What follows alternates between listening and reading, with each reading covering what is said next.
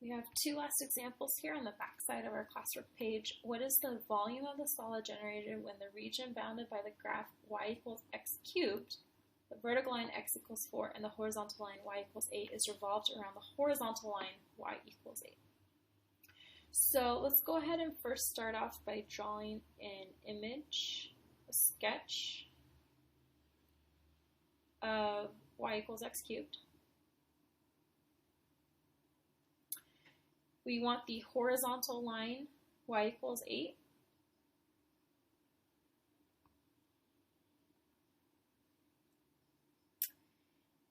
And we want the vertical line x equals 4. Now, to me, on first reading this, it seems a little confusing. What is actually the piece of the graph that we're going to rotate? We want to rotate this piece right here. So it's bounded by x cubed, x equals 4, and y equals 8. So it's not this part down here. You'll notice it doesn't say that it's bounded by the x-axis.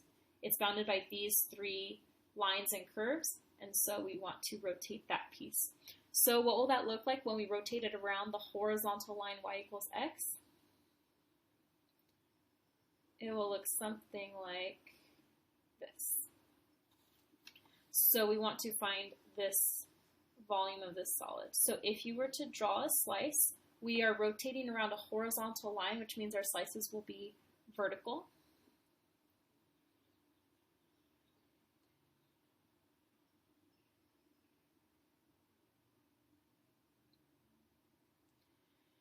As usual, my height of my disk, in other words, my thickness, will be dx. To try to find the radius here, we need to, again, look at our top y minus our bottom y. So because we're rotating in this direction, we want x cubed, that was our top part, minus 8. Our center of our disk is at y equals 8. So already, if you take a look at our answer choices, 64, well, that's out. X cubed plus 8, well, that's out. So we're left with x cubed minus 8 or x cubed minus 8 squared. And so if you recall the formula, it does need to have the radius squared, so already we're left with C. So if you were in a time crunch when it comes time to AP test, I wouldn't even bother to look for the limits because you'll notice the limits are all the same. But for the sake of this video, let's explore why the limits are from 2 to 4. So we need to go from here to here on the x-axis. So we need to find what x value gave me a value of 8. That would give me that value here all the way up to x equals 4. So I do know my upper limit is 4. So you go over here to this this equation. What x value gave you 8? Take the cube root of both sides. You see that it's 2. And that's why the limits are from 2 to 4. Our last example here, what is the volume of the solid generated when the region bounded by the graph of y equals 3 square root of x over 4, the x-axis, and the line x equals 4 is revolved around the vertical line x equals 4.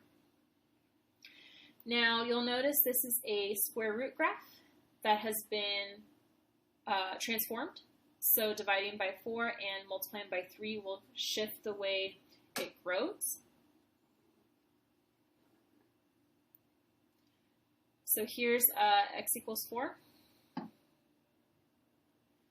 So if you plug in 0 here, you'll get 0. You'll notice this did not shift up or down, left or right, if you remember your parent functions. It's just going to shift the way that it grows. So I still have an x squared looking graph. Now the question is, what is my y value here? So when you plug in 4,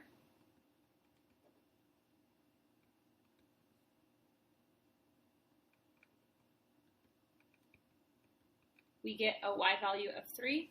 So I know my graph will go up to the point 4, 3, and the 3 is here.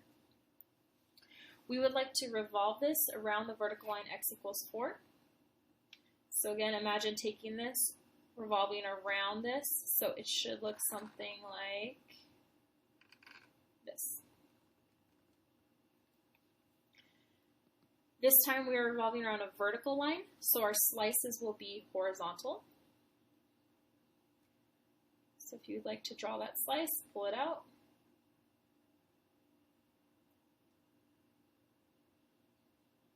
Wow, I think this is my worst disc I've ever drawn. You get the point. So here, how thick is the disc? It is dy thick. Remember, we are doing horizontal slices, so it's the change in your y values. So the question is, with my radius, how will I know if it's the center minus the outside or the outside minus the center? Fortunately for us, because they want the volume, our final answer will be the same if you did the curve minus the inside or the inside minus the outer curve.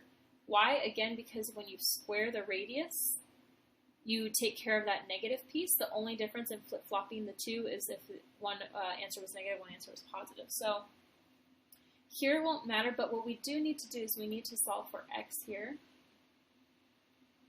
because I do need to put everything with respect to y. These are my change in y values. So to get x by itself, we divide both sides by 3.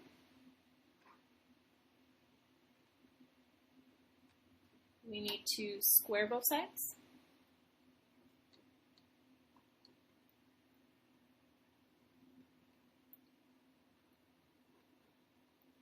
And lastly, we need to multiply by 4.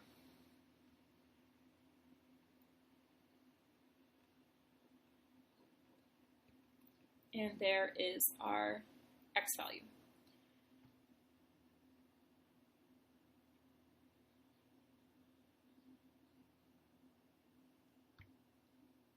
So here we can multiply this out. Y squared over 9 times 4.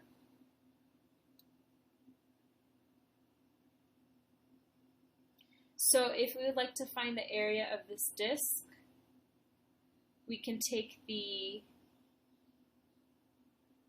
inside, which would have been a 4, and we can take the outside, which would be my x value. So in other words, it would be my 4y squared over 9 value.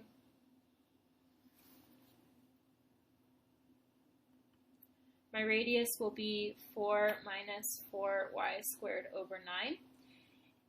If you perhaps thought it should be the other way, you thought perhaps we should do the outer minus inner, go ahead and actually try it now. You will end up with the same answer as this one because, again, we're just looking for the answer and we would need to square it.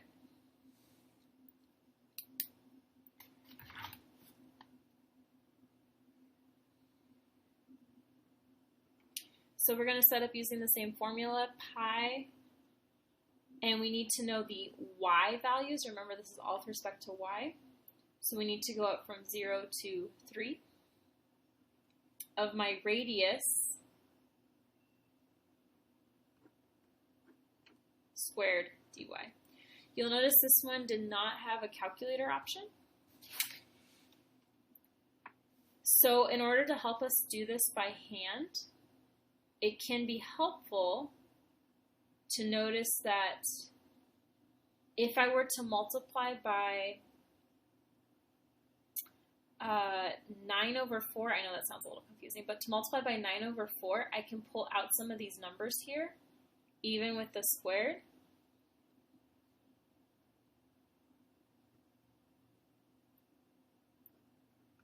I can pull out a 16 over 81 because I had to square it. And inside, I would be left with 9 minus y squared.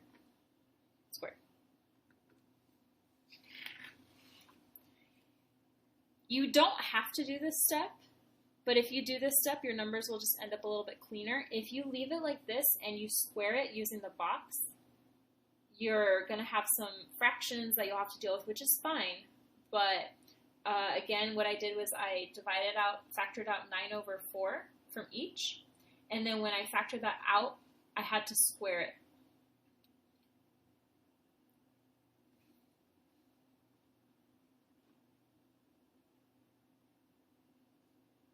I'm going to go ahead and pull the 16 over 81 out in front.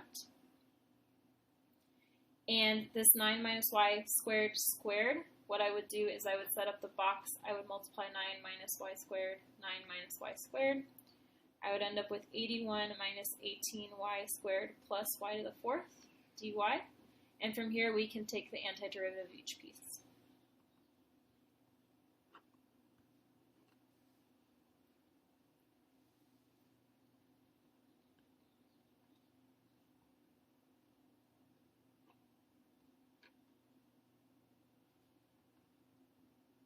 Now, you'll notice this one did not have a multiple choice option. So at this point, when you plug in 3, if this was a free response question on the AP test, you would go ahead and leave it here. You would not do all this work. However, just to kind of clean things up, if you were to multiply and subtract and add and do all the necessary math to simplify, you would end up with 128 pi over 5.